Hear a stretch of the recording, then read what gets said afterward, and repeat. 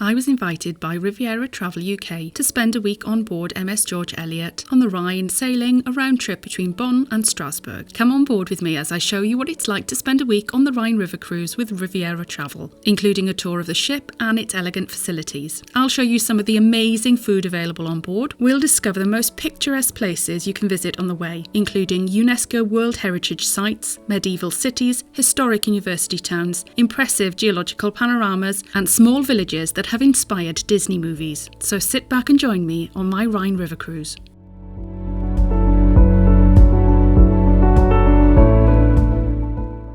Day 1 was spent travelling to meet the ship at Bonn. I flew from Birmingham Airport and the flight time was just over an hour. Return flights and transfers are included with Riviera Travel, so everything is taken care of. If you don't like flying or you can't fly, then you can join the ship via Eurostar. At Düsseldorf Airport, we were met by a Riviera Travel representative, who directed us to our coach transfer. Before I set sail, Riviera Travel sent out all the information I needed for my cruise. This was done via email, and there was also a printed booklet also sent in the post. And this included my luggage labels. After a short transfer from Düsseldorf Airport to Bonn on the coach, we arrived at our home for the next week. All our luggage was transferred directly to our cabin. I was staying on the Diamond Deck, which is the highest deck on board. Now, Diamond Deck cabins include additional amenities, and I'll show you a little longer tour of this cabin in a separate video. It was a quick change and a quick refresh before heading down to dinner. While I was part of a larger group, seating is open and you don't have to reserve. You can just turn up and sit with others if you wish, or have a smaller table on your own. At first glance, the menu assured me that the food was likely to be excellent on board, and when it arrived, I certainly wasn't disappointed. The menus are all clearly labelled with allergy advice, and there's plenty of vegetarian and vegan options.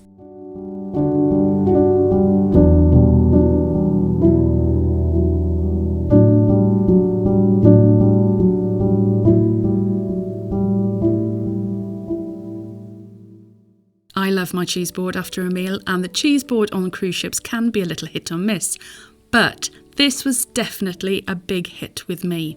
After a full day of travelling, it was time to head back to the cabin and refresh, ready for our next full day on board exploring the Rhine. As I peeked out from my cabin early this morning, I noticed that we had quietly slipped away from Bonn overnight, and we were now alongside the banks of the Moselle in Koblenz. Today we're taking two ports, Koblenz and Boppard, so it was a good idea to head to the dining room for a hearty breakfast. Breakfast is served between 7 a.m. and 9 a.m. each day, and again it's open seating. Again, I was really impressed with the array of delicious breakfast options on offer. Now, you can either help yourself at the buffet or you can order at your table, and there's lots of options available, from cooked breakfasts, freshly made omelettes, and an impressive continental selection.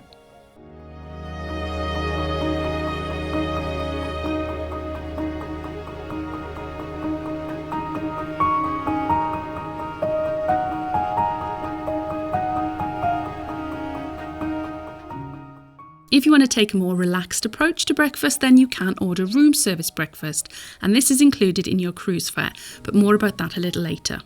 Riviera Travel offer 7 guided tours in this itinerary, and they're all with English-speaking guides. There are your standard Vox machines available in each cabin, which make strolling around with the walking group tours quite easy to listen to. Now, if you prefer a good old paper map, then Riviera provide these too, and I think they're some of the best and most informative port information maps I've seen on any cruise ship. So it was time to explore the beautiful city of Koblenz. I've put more detail of the sites we visited in my blog post, and the link is in the description below. But here's a quick overview of some of the sites we visited in this port, with information on screen for you to enjoy an uninterrupted tour of Koblenz.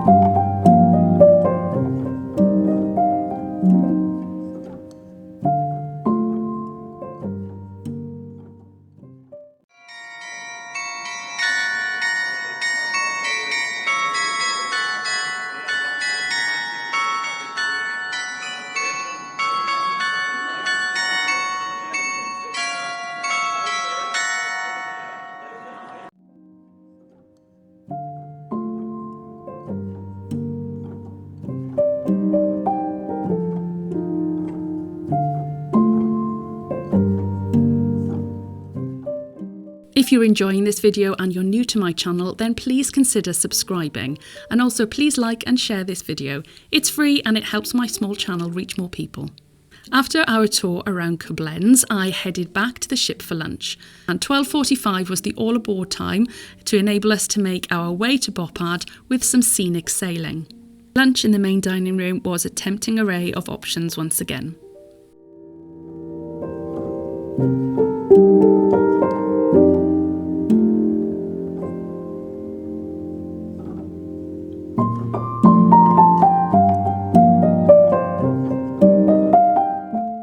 Just as I finished lunch, I could see that we had let go of our lines and started headed towards Boppard.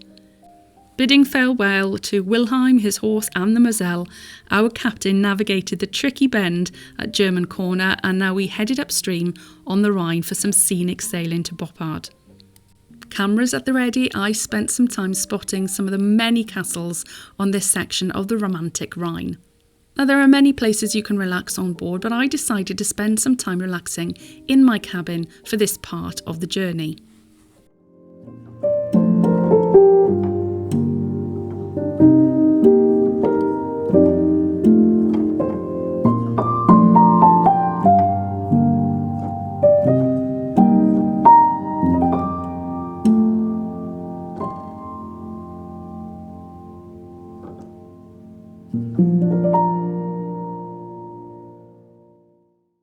At around 3:30 we arrived in Boppard. A walking tour was provided in Boppard, but there was a view that I'd been waiting to see, so I opted to take a slightly different route.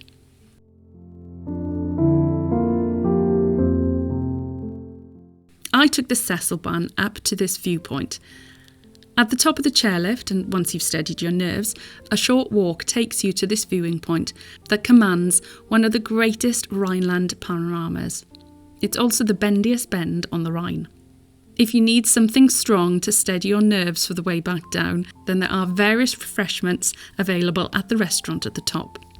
The 915-metre long chairlift only cost me €10 for a return trip. But if you've not got a head for heights, then maybe this is a hard pass for you. However, the views are truly spectacular.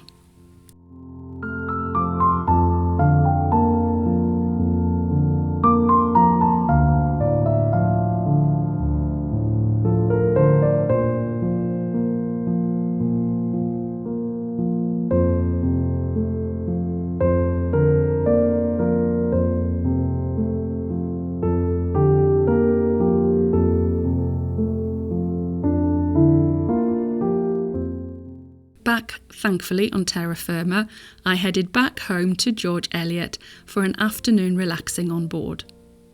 Dinner, once again, was a feast for the senses.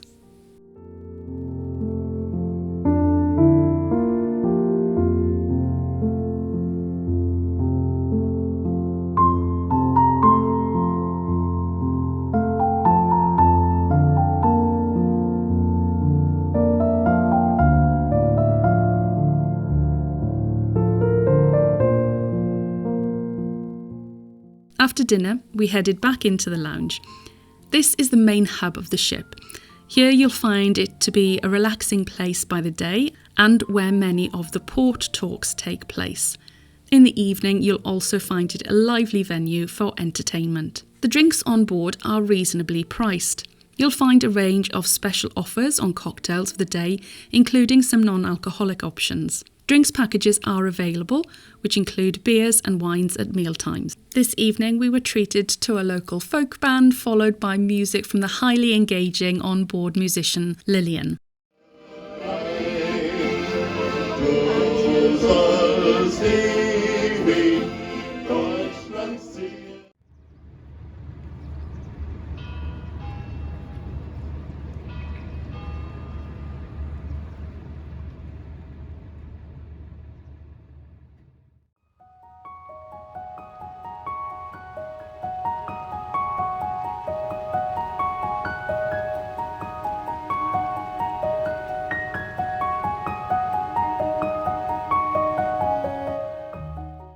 Just after 7 a.m, we slipped our moorings in Boppard to set sail for some scenic cruising through the Rhine Gorge. Here the waters narrow to 1/5 of their normal width and flow much more swiftly.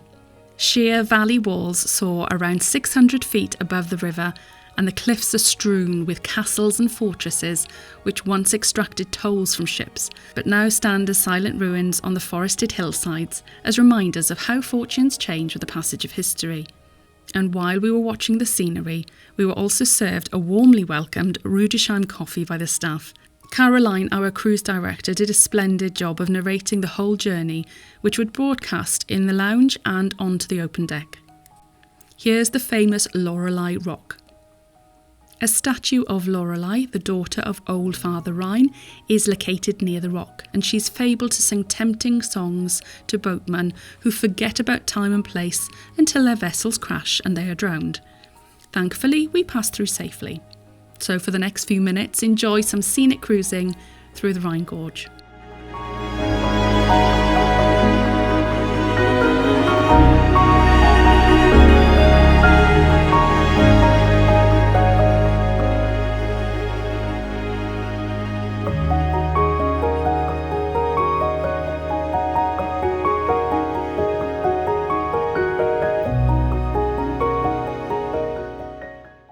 Somehow, I'd been quite organised the evening before, and I'd arranged for breakfast to be delivered to my cabin, as I knew I would miss breakfast in the main dining room by the time we sailed through the Rhine Gorge. You can order breakfast any time between 8 a.m. and 10 a.m, and remember to order it the night before. There are continental options available, and it's all included in your fare.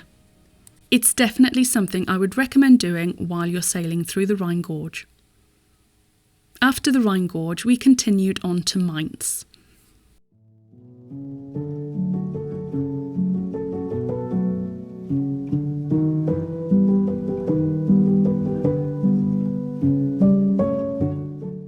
Today, I opted for lunch in the Riverview restaurant. This is located at the back of the ship on the diamond deck.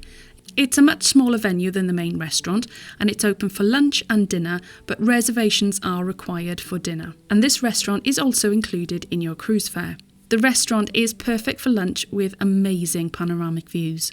I opted to try the fish and chips, and it's an item you might be seeing quite a lot of on this trip. Outside of the Riverview restaurant there's this lovely seating area, and on warmer days the whole restaurant opens up to this deck, creating a fabulous alfresco dining option.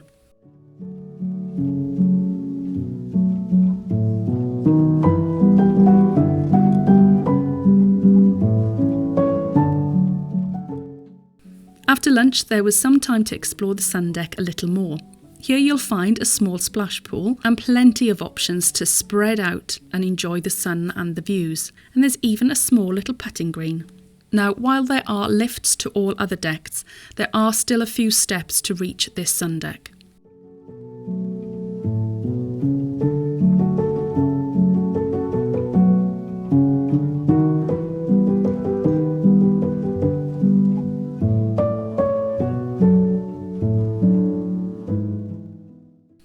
The area at the front of the sun deck is also perfect for watching the scenery roll by, and this part I think has quite a yacht-like feel. It was also a perfect place to watch the ship berth when we arrived in port.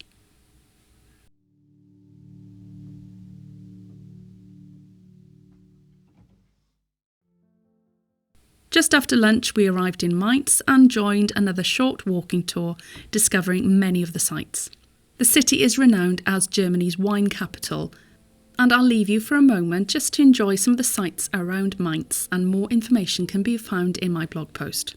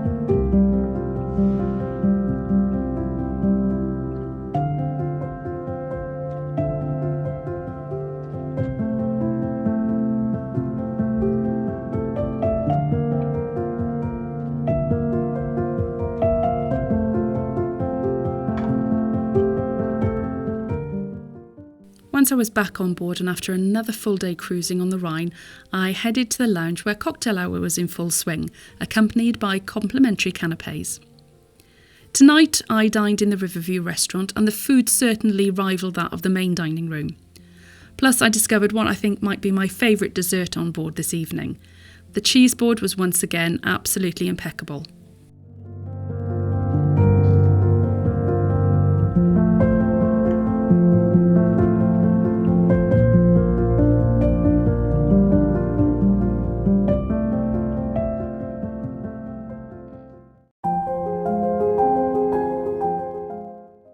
Overnight we cruised further on the Rhine, and after breakfast we took a short drive to Heidelberg. Undoubtedly one of Germany's most perfect architectural treasures, and all the more remarkable because it actually escaped bombing during the Second World War. Heidelberg sits on the banks of the River Neckar, and is surrounded by forests with an imposing castle dominating the church spires and the terracotta gabled roofs of the compact old town below. Its 14th century university is one of the most prestigious in Europe, and it's actually twin town with Cambridge. Once again, a complimentary walking tour was on offer with some free time to explore on our own. Once the guided tour was complete, I made my way up to Heidelberg Castle for amazing views over the old town and a chance to see the Heidelberg Tun.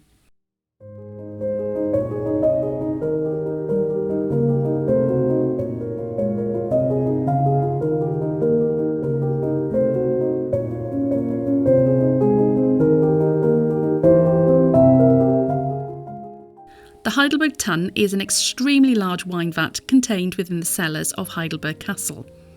As I entered this part of the castle, I thought that this was the Heidelberg Tun, when in fact it was its smaller sibling, and the Great Heidelberg Tun was just around the corner. And in the cavern holding the Heidelberg Tun, you'll find Petit, the unofficial mascot of Heidelberg, who was also put in charge of the Heidelberg Tun. I think I need a wine bell like this. Coaches transported us from Heidelberg back to the ship, which was now moored in Speyer. There was an option to join the Riviera team for a stroll into Speyer, but I will admit that an afternoon of relaxation was definitely more tempting, so I headed to the Riverview restaurant, fish and chips again, and lunch with Kathy from Cruise Addicted.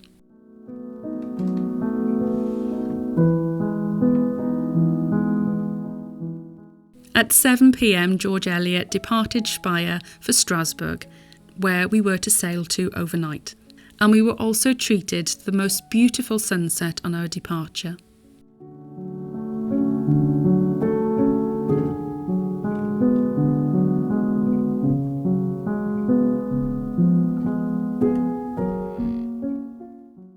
Dinner in the main restaurant was yet again another delicious feast, and I'll freely admit that I have been totally blown away by the standard of food on Riviera cruises.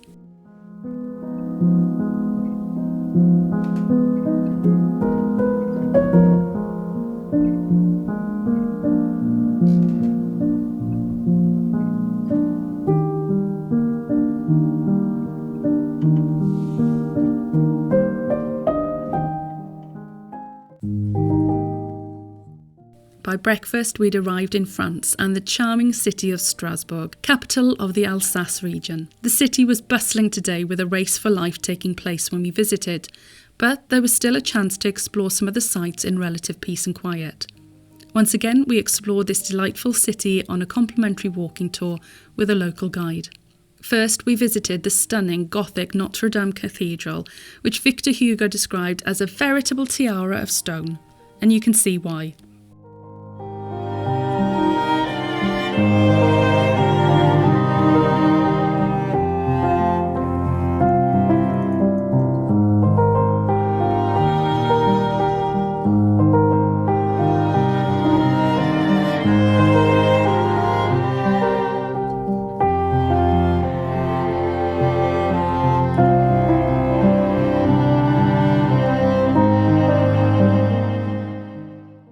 Next, it was on to the Petit France Quarter, a UNESCO World Heritage Site, with pretty canals lined with classic, pastel-coloured houses, crisscrossed with timbers and with flower-filled window boxes. I'll freely admit it took a lot of effort while I was walking around to resist bursting into a song from Beauty and the Beast.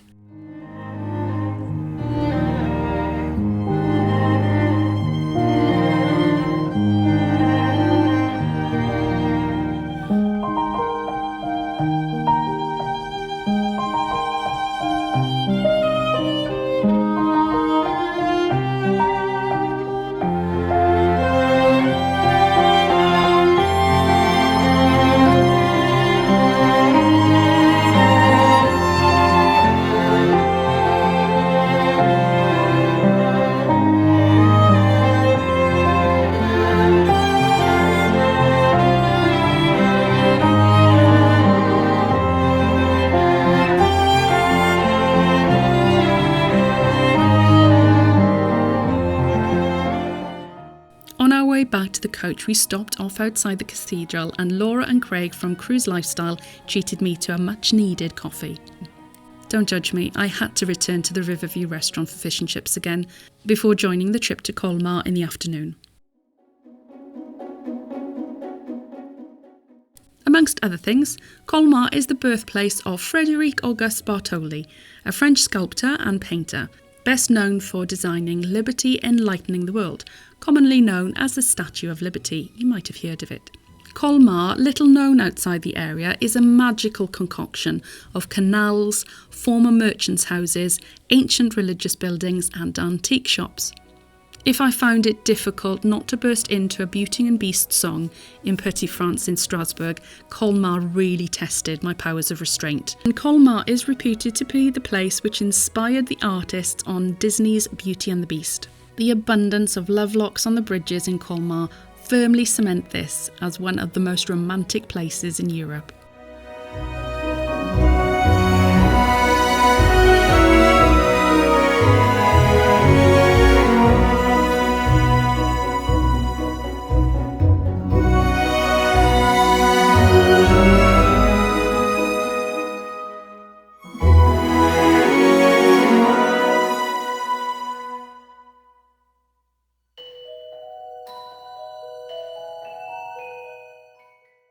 It had been another full day of exploring, so I rewarded myself with a cold drink outside the Petit Lestem brasserie in the heart of Colmar before catching the coach transfer back to Strasbourg.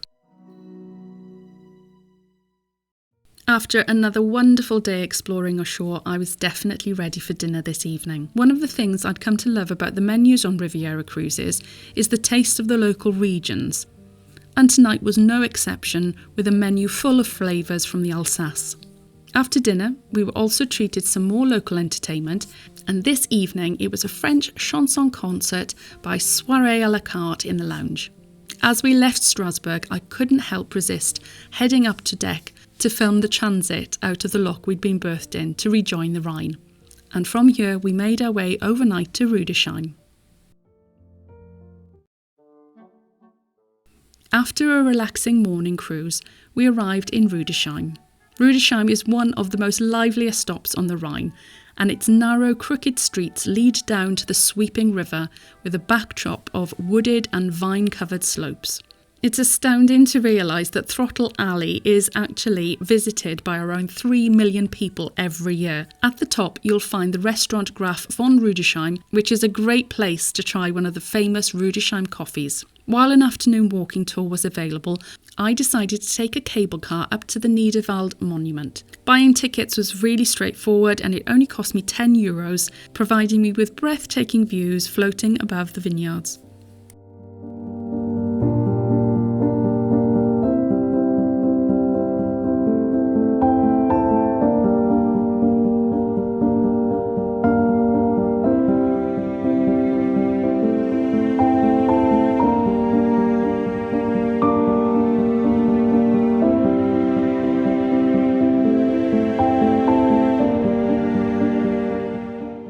At the top there was a chance to sample a glass of Federweißer, which is a special type of wine that comes from the area, and it's a seasonal treat in autumn. Perfect timing. Rather refreshing and light, it tasted similar to freshly pressed apple juice, but rather a potent one at that, at 9% alcohol. After a slightly slower walk back down to the ship, it was time for lunch. This time I decided to break the habit of yet another fish and chips, and instead I dined in the main dining room. Once again, there were so many tempting tastes on offer, but today I couldn't resist the pasta, which was freshly prepared at the live cooking station.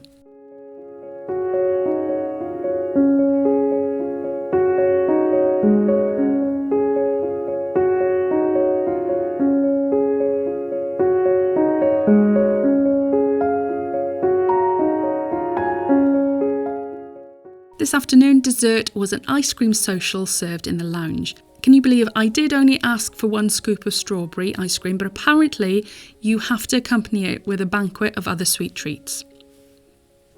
And those are the rules, apparently. Who was I to disagree?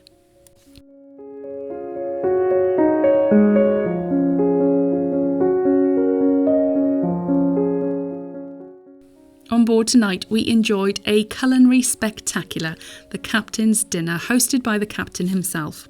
The menu featured a range of irresistible specialities from all the countries and regions we'd visited on our cruise. It was such a wonderful way to spend an evening in the company of great friends.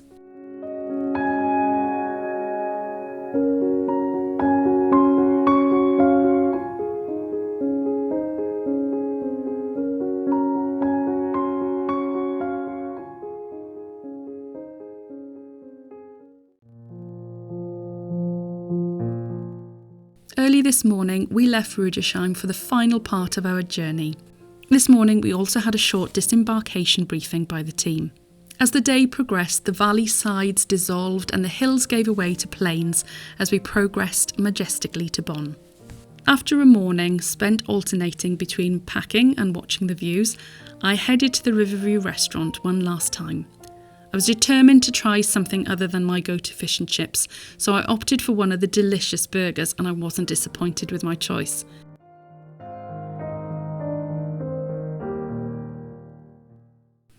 Greeting me as I returned to the cabin was my disembarkation information and a small gift. I made my way to reception to pick up my coloured label for my cases for disembarkation and found that everything was so well organised. After a short wander around Bonn, I made my way to Cologne, and guests were invited once again to join a short complimentary walking tour. One of the main things I wanted to see in Cologne was the twin-spired cathedral, which is the largest Gothic church in Northern Europe. This UNESCO World Heritage Site is a miraculous survivor of the Second World War bombing. The cathedral took 6 centuries to complete, and among its many treasures are the magnificent stained glass windows, along with a gilded sarcophagus said to contain the remains of the 3 kings from the Nativity story.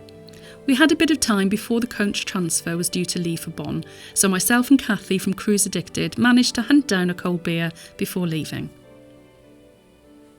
Back on board, and as night fell on our last evening on ship, we were invited once more to join the MS George Eliot team in the lounge for a farewell drink, and it was also a chance to say thank you to the crew who had made our week on board such a wonderful experience.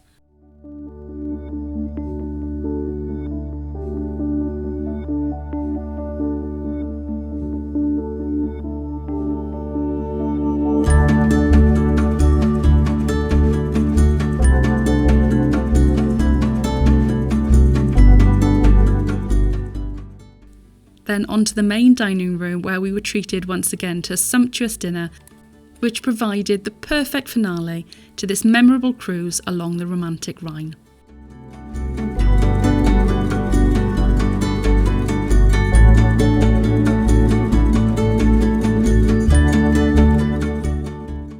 There was time for one last drink in the lounge before heading back to my cabin. Sadly, the day of disembarkation had arrived, and today it was time to return home and say farewell to friends and crew. But before transferring to the airport for my return flight, there was time for one last indulgent breakfast. Thanks for watching, and also thanks to Riviera Travel, especially Catherine and Lee, for hosting this wonderful cruise. If you'd like to sail on a similar itinerary, I've put more information in the description below.